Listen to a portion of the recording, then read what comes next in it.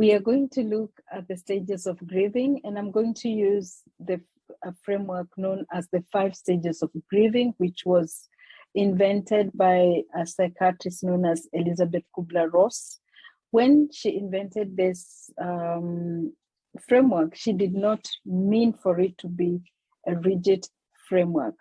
In fact, in her last book she wrote before she died in 2004, she says, let me read, that the 5 stages of grief were not meant to help tuck messy emotions into neat packages, and they are responses to loss that many people have, but there is not a typical response to loss, as there is no typical loss.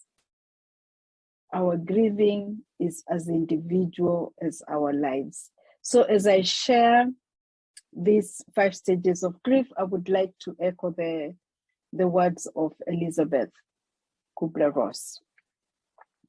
So let's go dive into it. The first stage is denial.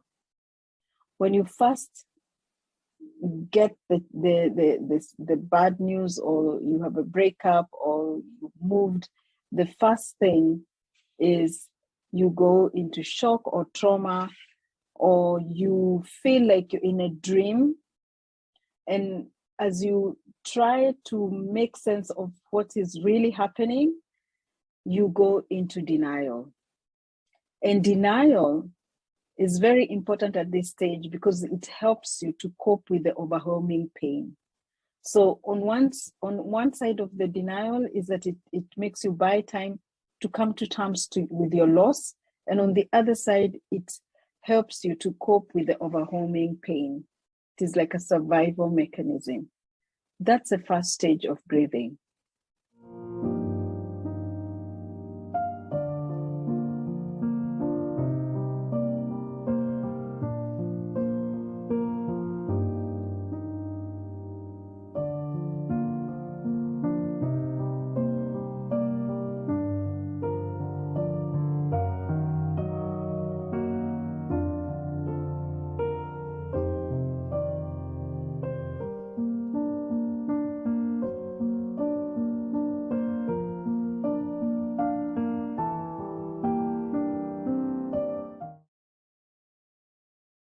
The second stage is anger.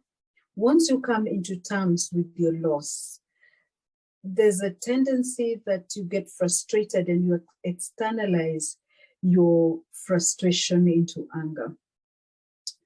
Unfortunately, anger tends to be the first thing we feel when we start to release emotions related to loss.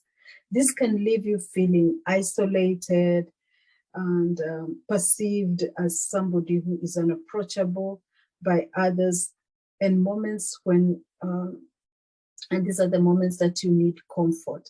So it's nice when you see somebody grieving and they're in the anger stage, that you recognize that and don't just perceive them as unapproachable, but recognize that it's their frustration, they're externalizing their grief into anger. And this normally manifests itself in criticism. People would criticize their siblings, or it normally manifests itself in criticism. Okay, now the next stage is bargaining. This stage involves holding out hope that a better outcome can be attained. And the bargaining moment normally is with a higher power or with God. And while bargaining, we also tend to focus on our personal faults or regrets. We might look back at interactions that we had with the person who we have lost. Not all the times we feel we felt disconnected or maybe caused them pain. So you'll see that such thoughts will come back again as you try to bargain. Did you live at a good standing with the person? It is common to recall times when you have said things that were mean, and wish you can take it back or behave correctly. We tend to make drastic assumptions. If things had played out differently, we would be in such we would not be in such emotional pain. This is all in the bargaining stage. And now after the bargaining stage, we go into depression, the fourth stage. It involves despair, sadness, isolation at the finality of the loss. We start to feel the loss of our loved one more abundantly. As our panic begins to subside, the emotional fog begins to clear and the loss feels more present and unavoidable. In those moments, we tend to pull inward as the sadness grows.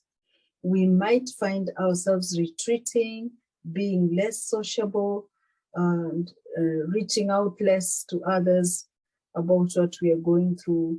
Although this is a very natural stage of grief, dealing with depression after the loss of a loved one can be extremely isolating.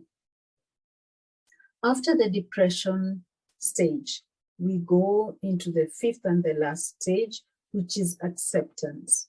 In the final stage, we come to a place of acceptance. It is not that we no longer feel the pain of loss, but we no longer resist the reality of our situation.